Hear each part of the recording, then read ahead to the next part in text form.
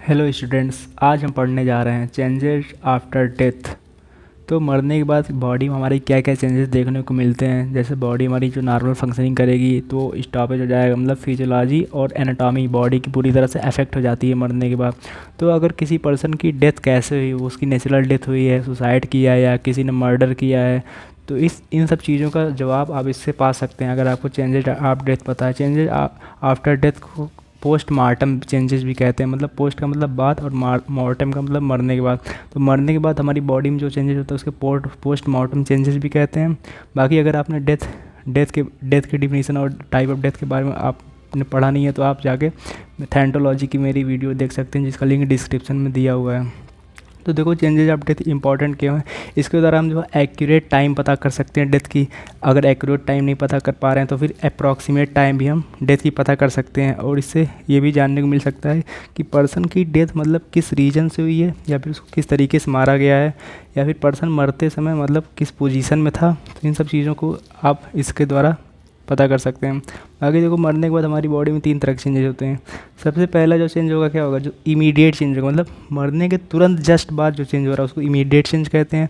और उसके बाद क्या होता है, अर्ली चेंज होता है। मतलब इमीडिएट के बाद अर्ली चेंज होगा, मतलब पहले जो चेंज हुआ उसके बाद क्या होगा, लेट चेंज होगा, मतलब अर्ली के बाद लेट चेंज होगा। तो 3 तरह के चेंजेस होते हैं। एक मरने के बाद तुरंत, जैसे ही इंसान मरा उसके तुरंत जो चेंज हुआ उसको इमीडिएट चेंज, दूसरा अर्ली चेंज और तीसरा लेट चेंज। तो आइए एक करके हम जानते हैं। सबसे पहले हम बात करेंगे इमीडिएट चेंज के बारे में। इमीडिएट चेंज में क्या होगा, जैसे ही इंसान कोई मर गया तुरंत उसकी सांस रुक जाएगी, मतलब इरिवर्सिबल सेसेशन हो जाएगा। मतलब ये फिर दोबारा रिवर्स नहीं कर सकता। एक बार सांस रुक गई तो दोबारा वापस नहीं आएगी, इसलिए क्या गया, इरिवर्सिबल सेसेशन हो जाता है किसका, रेस्पायरेशन का, सर्कुलेशन का और फंक्शन ऑफ ब्रेन का।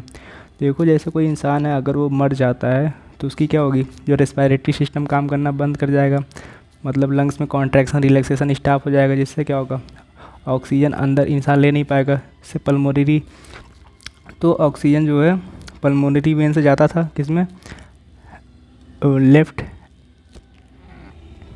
लेफ्ट एट्रियम में जाता था, फिर लेफ्ट एट्रियम से कहाँ जाता था, लेफ्ट वेंट्रिकल में, फिर लेफ्ट वेंट्रिकल से होते हुए एरोटा के द्वारा हमारी बॉडी को सप्लाई करता था। फिर हमारी बॉडी क्या करती थी, ऑक्सीजन का यूज करती है मेटाबॉलिक एक्टिविटी में, उसके बाद CO2 रिलीज कराती है। फिर वेना कैवा के दवा हमारे जाती कहाँ पे, राइट एट्रियम में, फिर राइट वेंट्रिकल में, फिर यहाँ से जो डीऑक्सीजनेटेड ब्लड है फिर ये पल्मोनरी आर्टरी के द्वारा हमारे लंग्स में जाता था, और फिर लंग उसको फिर फिल्टर करके पल्मोनरी वेन में, इस तरह से सर्कुलेशन होता था। क्योंकि रेस्पायरेशन स्टार्ट मतलब इस स्टॉप हो गया, जिसकी वजह से क्या होगा, ऑक्सीजन की सप्लाई रुक जाएगी। ऑक्सीजन की सप्लाई रुकने से क्या होगा, ब्लड सर्कुलेशन भी नहीं होगा। तो ब्लड सर्कुलेशन नहीं होगा तो हमारी ब्रेन को भी ऑक्सीजन नहीं मिलेगी, जिससे क्या होगा, ब्रेन के फंक्शन को भी स्टॉपेज हो जाएगा। इसलिए लिखा गया फंक्शन ऑफ ब्रेन स्टॉप हो जाता है। बाकी इंसान अगर मर चुका है तो उसका हार्ट बीट भी मतलब स्टॉप हो जाएगी, मतलब कॉन्ट्रैक्शन रिलैक्सेशन हार्ट का नहीं होगा, हार्ट पंप ही नहीं करेगा, तो सर्कुलेशन स्टॉप हो जाता है। देखो जब रेस्पायरेशन स्टार्ट हुआ, स्टॉप हो गया, उसकी वजह से क्या हुआ, सर्कुलेशन भी स्टॉप हो जाएगा, तो ब्रेन को ऑक्सीजन ही नहीं मिलेगा, उसकी वजह से क्या होगा, ब्रेन भी फंक्शन नहीं करेगा। ठीक, उसके बाद क्या आता है, उसके बाद हम पढ़ेंगे अर्ली चेंजेज में। तो अर्ली चेंज में सबसे पहले हमें क्या देखने को मिलता है, इलास्टिसिटी जो है स्किन की गायब हो जाती है। मतलब स्किन की इलास्टिसिटी, जैसे इंसान जिंदा है तो उसमें हाइड्रेशन नॉर्मली होता रहता है, उसको प्यास लगी पानी पिएगा। जो इंसान मर गया है धीरे धीरे क्या होगा, काफ़ी समय बाद जो पानी रुका रहेगा उसकी बॉडी में धीरे धीरे इवेपोरेट करने लगेगा, जिसकी वजह से क्या होगा, स्किन में जो है सिकुड़न सी आने लगेगी, जिसकी वजह से क्या होगा, डिहाइड्रेशन होने की वजह से इलास्टिसिटी स्किन की चली जाती है। और फेशियल पिलर आ जाएगा, मतलब ऑक्सीजन सप्लाई, क्योंकि सर्कुलेशन स्टॉप करेगा, इसकी वजह से क्या होगा, ऑक्सीजन सप्लाई भी बॉडी में नहीं हो रही है। तो जो बॉडी की स्किन चेंज कैसी हो जाएगी, हल्का सा पीलापन आने लगेगा। तो इसीलिए लगा कि फेस का कलर भी पीला होने लगता धीरे धीरे, उसी को फेशियल पेलर कहा गया है। मतलब पेलनेस ऑफ स्किन देखने को हमें मिलता है। बाकी जो मसल है उसमें प्राइमरी रिलैक्सेशन आ जाएगा, क्योंकि मरने के बाद क्या होगा, मसल कॉन्ट्रैक्शन रिलैक्सेशन होगा नहीं, तो इसकी वजह से क्या होगा, मसल में स्टिफनेस आ जाती है।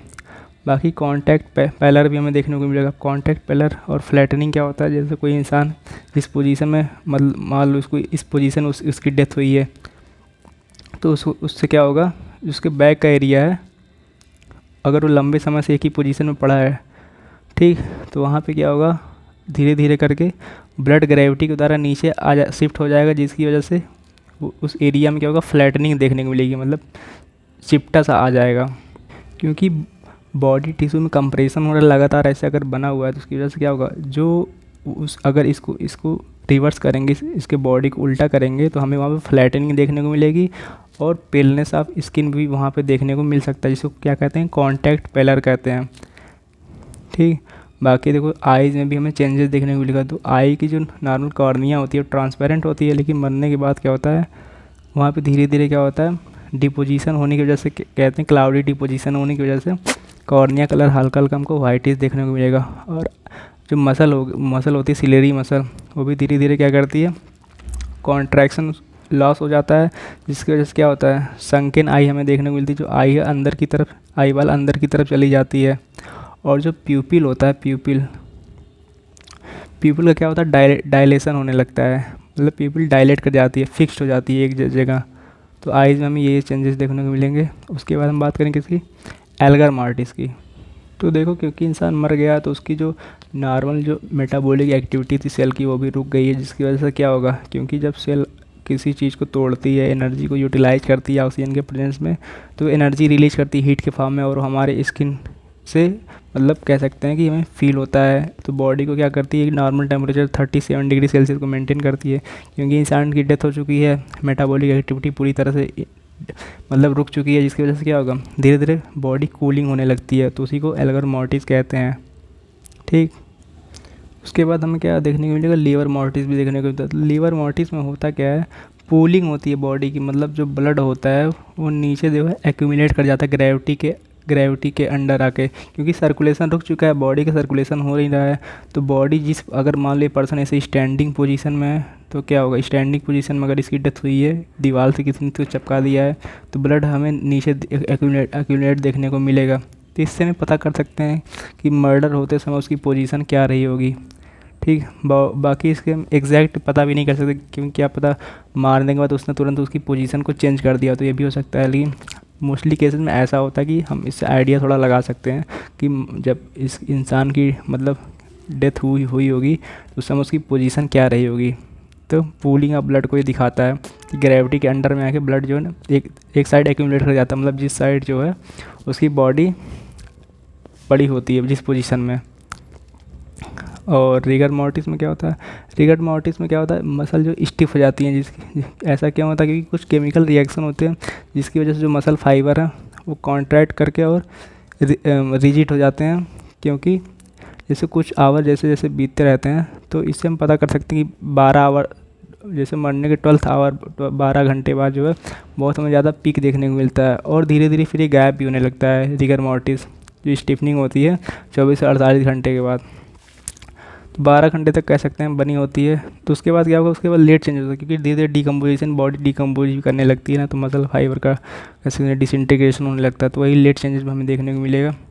तो लेट चेंजेस में क्या सबसे पहले देखने को मिला, डिकम्पोजिशन, जिसको पुट्रीफैक्शन भी कहते हैं। जो कॉम्प्लेक्स, जितने कॉम्प्लेक्स ऑर्गेनिक कंपाउंड है सिंपल इनऑर्गेनिक फॉर्म में टूटने लगते हैं, उसी को डिकम्पोजिशन या फिर पुट्रीफैक्शन भी कहते हैं। बाकी एक क्या होता है, एडिपोसीरी फॉर्मेशन। तो एडिपोसीरी फॉर्मेशन में क्या होता है, वैक्सी सोप लाइक सब्सटेंस जो है बनने लगते हैं जैसे जो इंसान मर जाता है।